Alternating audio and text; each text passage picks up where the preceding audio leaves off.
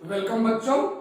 आज मैं फिर अनलॉक साइंस में आपका केमिस्ट्री एक्सपर्ट कमलेश यादव आपके लिए चैप्टर सॉल्यूशन का लेक्चर 4 लेकर उपस्थित हूं।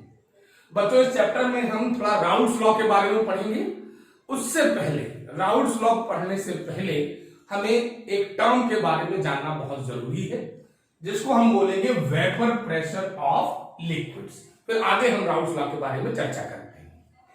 लिक्विड्स की बात है, ये हम जो प्रॉपर्टी पढ़ने जा रहे हैं वो लिक्विड्स की है, जैसे कि अल्कोहल, जैसे कि वाटर, इस तरह के जो भी कंपाउंड है जो लिक्विड स्टेट में एग्जिस्ट करते हैं, उनके लिए ये प्रॉपर्टी हम पढ़ने जा रहे हैं। वेपर प्रेशर ऑफ लिक्विड, इसका क्या मतलब है, इसको जरा समझने के लिए हम आपको एक उदाहरण देते हैं। सपोज दैट हमने एक क्लोज कंटेनर लिया है, बंद वेसल लिया है जो बंद है, और उसमें बच्चों हमने एक लिक्विड भर दिया है और उस लिक्विड को हम नीचे से हीट कर रहे हैं। जब इस लिक्विड को हम हीट करेंगे तो आफ्टर सम टाइम इसके जो लिक्विड पार्टिकल्स हैं वो वेपर्स में कन्वर्ट होना शुरू हो जाते हैं, और उस प्रोसेस को हम सब जानते हैं, we call it as evaporation.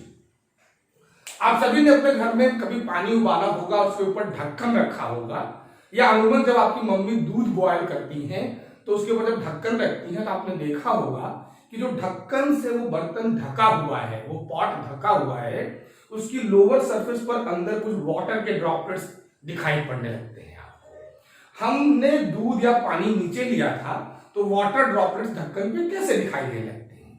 क्यों? क्योंकि कुछ समय बाद वो लिक्विड जिसको आप बॉयल कर रहे हैं या जिसको आप हीट कर रहे हैं, वो एक इक्विलिब्रियम की कंडीशन में चला जाता है। इक्विलिब्रियम क्या है, जो हम लोगों ने क्लास 11 चैप्टर में पढ़ा हुआ है, मैं आपको बता दूं।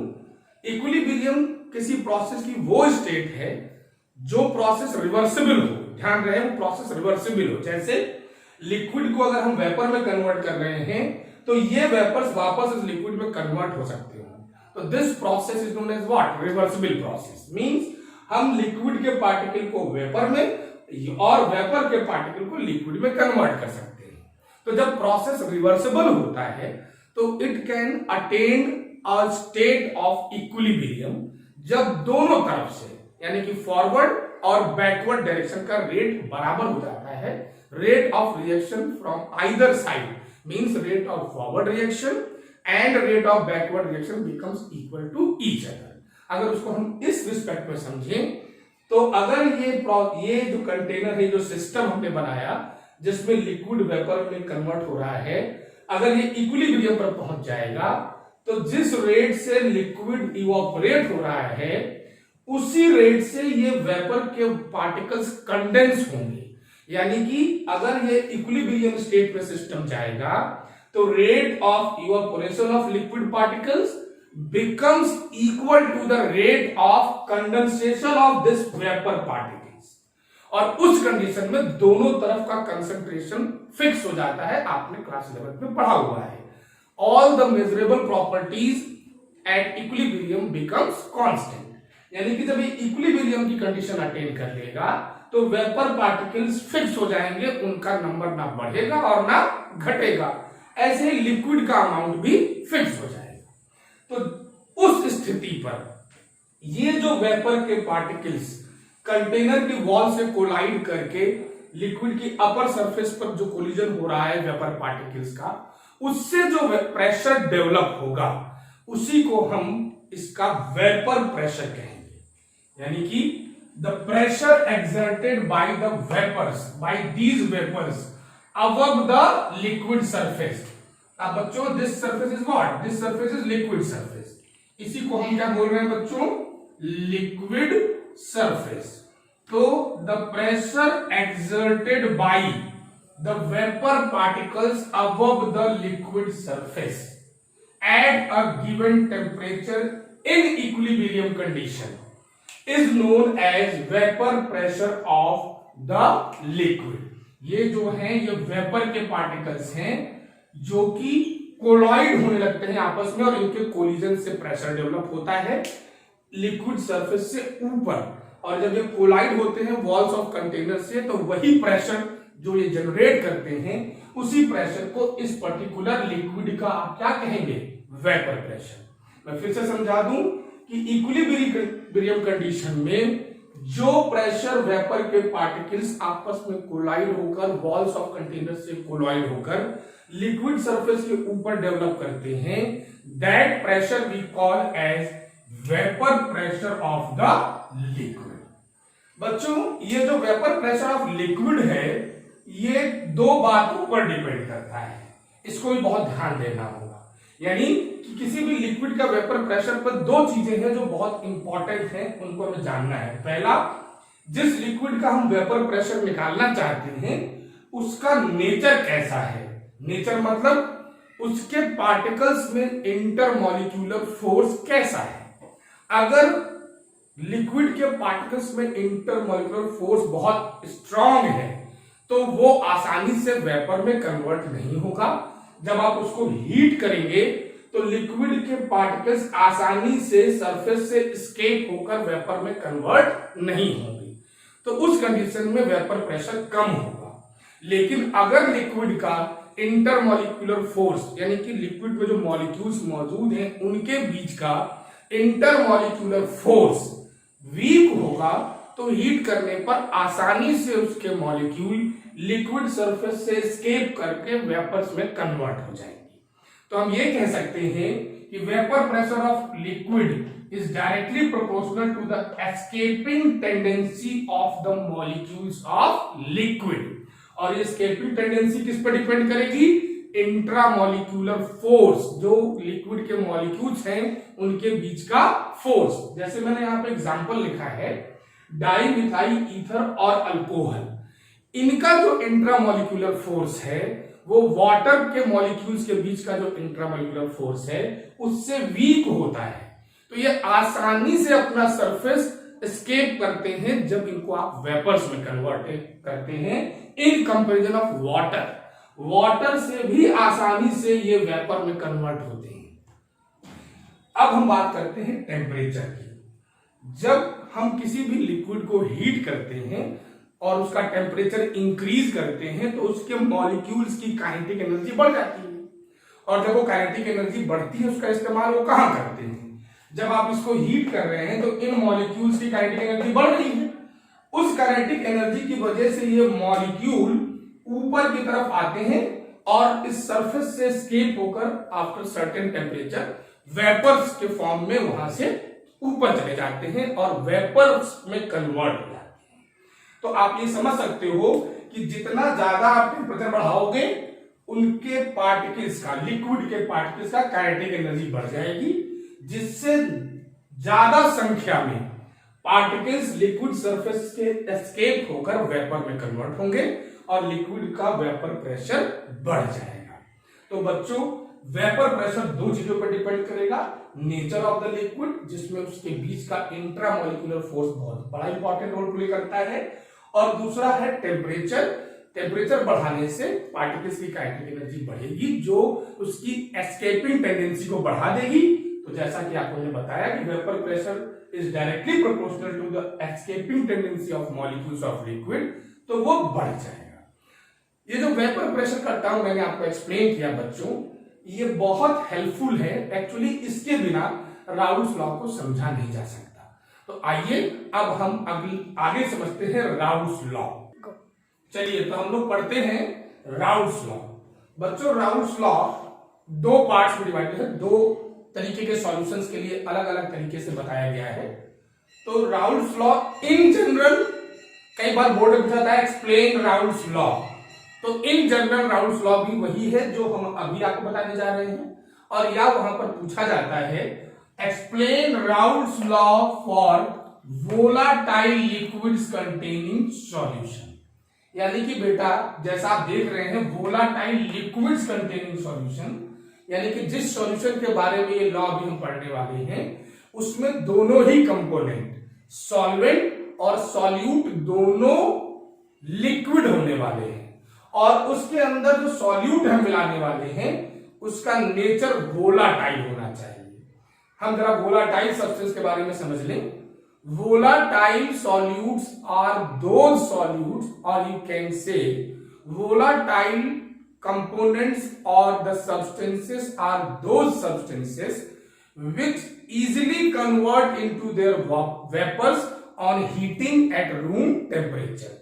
किसी भी सब्सटेंस को रूम टेम्परेचर पर थोड़ा सा हीट करिए और अगर वो आसानी से अपने वेपर्स में कन्वर्ट हो रहा है तो आप कह सकते हो कि this substance is volatile in nature. जैसे कि वाटर को हम जब हीट करने लगते हैं तो आसानी से ये वापर में कन्वर्ट होता है, तो जब ये वेपर्स में कन्वर्ट होने लगता है इजीली तो we can say that this is a volatile liquid. तो ऐसे ही बहुत सारे ऐसे कंपाउंड्स हैं जिनको आप जब हीट करोगे तो वो आसानी से अपने वेपर्स में कन्वर्ट होते हैं, और अगर उनको हम एज ए सॉल्यूट इस्तेमाल करेंगे तो उनको हम कहेंगे वोलाटाइल सॉल्यूट। जैसा कि अभी मैंने थोड़ी देर पहले आपको बताया कि अल्कोहल है और डाइमिथाइल ईथर है, ये वाटर से भी ज्यादा वोलाटाइल है। जब इनको आप हीट करते हो तो बहुत जल्दी ये वेपर्स में कन्वर्ट हो जाते हैं।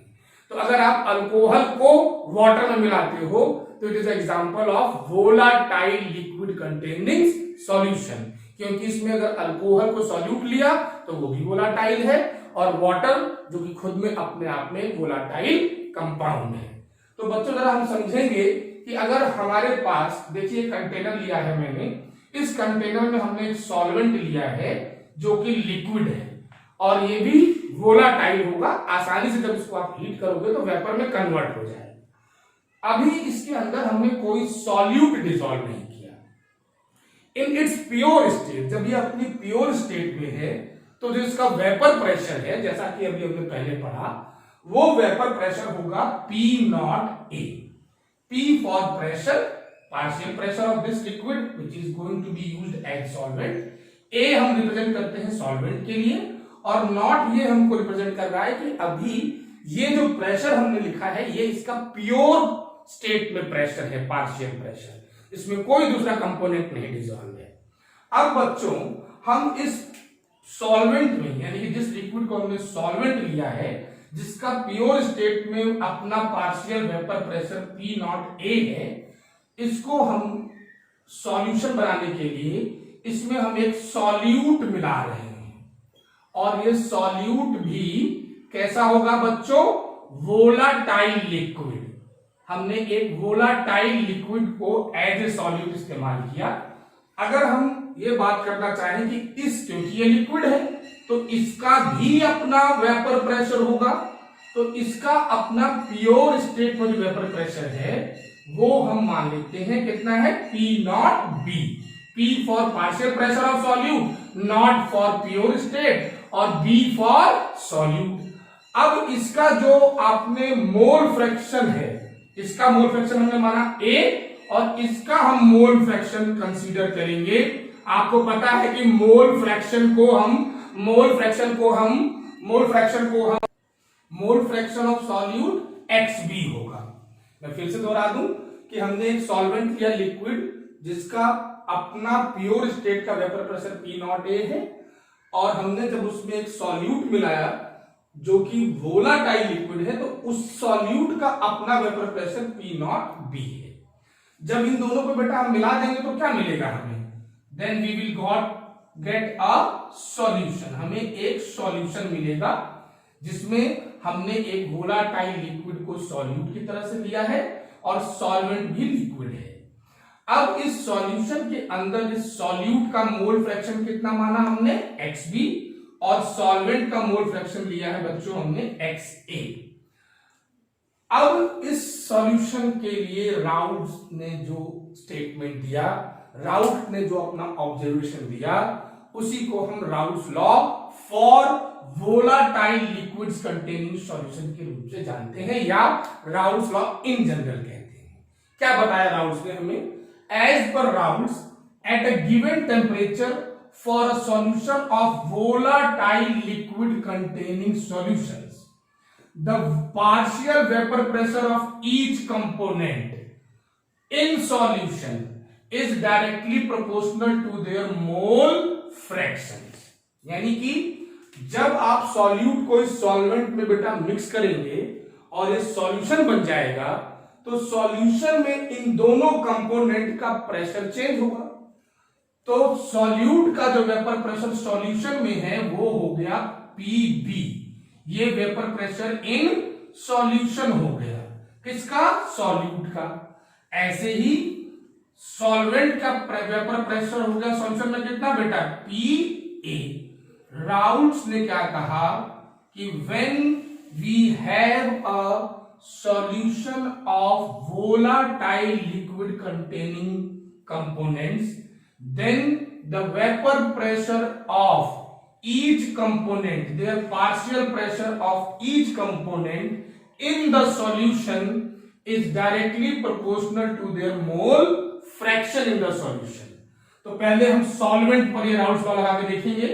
सॉल्वेंट है हमारा लिक्विड जिसका प्रेशर सॉल्यूशन में कितना है? PA। तो एज पर राउल्ट्स लॉ क्या हो जाएगा? Partial pressure of solvent is directly proportional to its mole fraction in the solution. इसी तरीके से अगर आप राउल्ट्स लॉ से सॉल्यूट का पार्शियल प्रेशर निकालना चाहेंगे तो वो क्या हो जाएगा? Partial pressure of solute in solution is directly proportional to its mole fraction.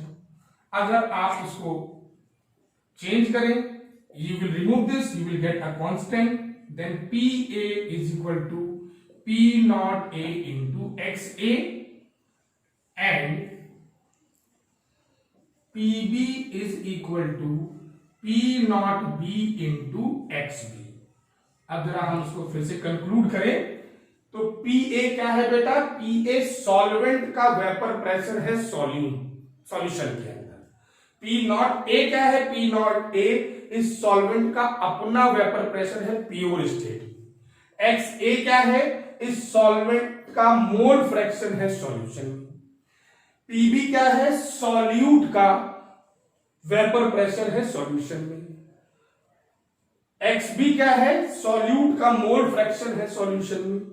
और P नॉट B इसका ओरिजिनल वेपर प्रेशर है प्योर स्टेट में। तो जो हमने आपको अभी बताया, this is the Raoult's law for volatile liquid containing solution, जिसमें राउल्ट ने हमको एक्सप्लेन किया कि किसी भी वोलाटाइल लिक्विड कंटेनिंग सॉल्यूशन में जो कंपोनेंट होते हैं सॉल्यूट और सॉल्वेंट, उनका अपना पार्शियल प्रेशर अपने ही मोल फ्रैक्शन के डायरेक्टली प्रोपोर्शनल होता है किसी गिवन टेम्परेचर पर। तो बच्चों ये था Raoult's law for volatile liquid containing solution. इसी से हम अभी कुछ समय बाद ये पढ़ेंगे कि किसी भी लिक्विड का वेपर फेज में क्या कंपोजिशन होगा। ये तो हमने लिक्विड फेज में कंपोजिशन पढ़ा। अब हम अगर इसी लॉ की हेल्प से किसी भी सॉल्यूशन का वेपर फेज में कंपोजिशन निकालना चाहें तो वो हम आपको अगले लेक्चर में बताएंगे राउल्ट्स लॉ की। अगर आपको राउल्ट्स लॉ समझ में आया है, उम्मीद है आप मुझे इस लेक्चर को पसंद करेंगे, मेरे चैनल को लाइक करेंगे, शेयर करेंगे, सब्सक्राइब करेंगे और बेल आइकन जरूर दबाएं ताकि आपको मेरी पूरी टीम और मेरे आने वाले लेक्चर का नोटिफिकेशन मिलता रहे। बच्चों हमारी वेबसाइट www.unlockscience.in पर जरूर विजिट करते रहिए और हमारे फेसबुक पेज को भी लाइक करिए। तो मिलते हैं अगले राउल्ट्स लॉ के लेक्चर में। Thank you.